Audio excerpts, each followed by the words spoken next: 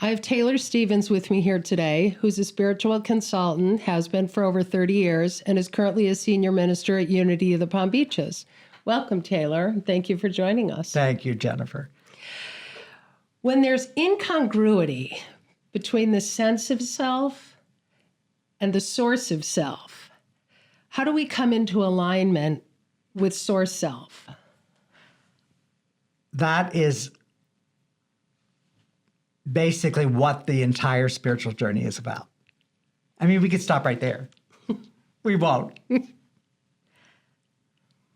For me, after, as you said, I'm a spiritual consultant. I've done counseling, coaching for over 30 years. And I've personally experienced this, and I've experienced it countless times now professionally with other people. Mm-hmm. The biggest challenge I think that human beings face is the sense of self, is that beginning to have a direct internal experience of what we spiritually are. I'm going to say what. I make a big distinction between what we are and who we are, which is another enormous topic, but I'll just touch on it here. Who is the personality self? What is the essential self? Who is the personality self? The person that is imprinted emotionally, programmed mentally. It's who we believe we are. As our personality. Well, we're born as these beautiful vibrational spirit beings, and while we're still in utero, we begin to be programmed with whatever our mother is experiencing. So everything around her hits into the little vibrational being that's being formed in the womb, and then we begin to take that on, and that begins to form the sense of self. And so early in life, birth, well, in utero, through about 6, 7 years of age, we are mostly emotional beings. We're feeling beings, and we're taking in everything that people say to us, all the feelings around us, the way we are treated. And that begins to form the who. And we take on first emotion and then mental. So if your parents said to you, "You are so stupid," that becomes an imprint, and it becomes a program. So that begins to form who we think we are. It's not true, not capital T, truth, but it is how we then begin to live in the human realm. We are imprinted and programmed, and that's what we're living from all the time. And the patterns, we begin to learn who we are normally through a pattern repetition. So you are so stupid. Then we take that on. Oh, I'm somebody who's stupid. And is the opposite true if a parent takes the time to tell a child positive reinforcement? Absolutely, and it's both for most people. Both ways. It's both. Absolutely. So the child's a clean slate, for lack of a better term. Yes. Now, we're only going to touch on this briefly because it's too big of a topic for one little podcast. There is a karmic version of what's going on for our souls. Not everybody believes that, and that's fine. But you could look at multiple incarnations in terms of working out the deeper level. Let's just leave that right there. Wow. Because that's part of the who also. Big. It's big. It's really big. So the who is here to become the what. The personality is here to become the essential self. And so that dissonance is how we begin to then awaken. So the who is limited, it is constricted, it's almost like there's a, in 12-step thinking, they call it the bondage of self. Like it's who we believe we are. And again, it like you said, it's a mixed bag because we were affirmed in some ways, and then other ways we were told, it's part of our parenting. Right. So it's like when I've used this example 1,000 times, but I'm telling you, this lands in an emotional body. If somebody says to you, shame on you, with force, That is a shame imprint. And I'm telling you, we all have it. I have people say, oh, I don't have that.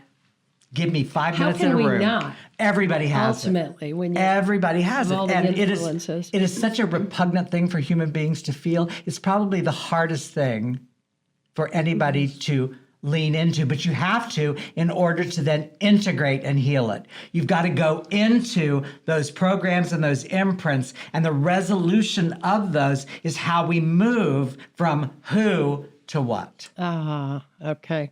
And we become spiritual awakening then is about becoming, everything is becoming more of what we are and releasing the grip of who we think we are. Which is a lifelong commitment. It's absolutely, and some people would say it's multiple lifetimes, but let's just stick with this one. Okay. But it's. But you never get there. It's not. We don't know where there is. Oh, that's true. Because we die. We don't know where there is. So it's like we awaken, and it's not about even getting rid of it. It's about recognizing it when, like, spiritual awakeness is you say to me something that triggers the shame. And if I have enough awareness to not blame you, but to go in here and go, okay, wait. Oh, this is so familiar. I have felt shame my entire life. All these people, the teachers and all of them made me feel shame. The shame has to be there or there's no Velcro. So then you go, wait a minute. All of those people, who's the common denominator? Me. So the imprints, the program is an attractor. And so cosmic central casting,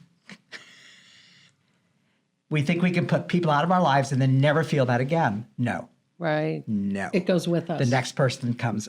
The next person from cosmic central casting is coming along. And then you begin to go, Interesting. wow, I thought I ditched that jerk. And now I'm feeling the same thing again. Which is what you've mentioned patterns Absolutely. a lot of times. So the patterns that we incarnate to resolve and become more and more and more of what we are. And a big piece of that is then gaining more and more autonomy, agency, and authority over our own experience. What we do with it. Exactly. Again, our choice. Well, we're here to awaken to choice. Right. Okay. So choice is, people say that, but it's huge. It's mammoth. To choose your own experience, that's it. To be able to choose. It sounds simple. It's so complicated. It's so complicated. And remember, we're always in a collective field of consciousness, too. There's individual consciousness and there's collective, and we are plugged into it. And we're always vulnerable to whatever situation we're in, what's going on around us. Yes, right? and well, to stay vulnerable then becomes the challenge. Because what we do is shut down. We don't want to feel the shame. We don't want to feel, so we all have a whole arsenal, if you will, all the ways in which we avoid feeling. But you have to have feeling to heal. You cannot separate it. And if you get into the blame, it's more than likely going to happen again. It will, because you're putting it outside of you. Right. So temporarily it feels better. You've blamed the other person. And you shot the messenger. Right. You didn't get the message. Right. Oh, interesting. That's well put. It's huge. That's huge. That was a big topic. It's a big topic. I almost forgot the question. Thank you. That's a lot for all of us to hold on to. Thank you, Taylor. Thank you. Have a great day.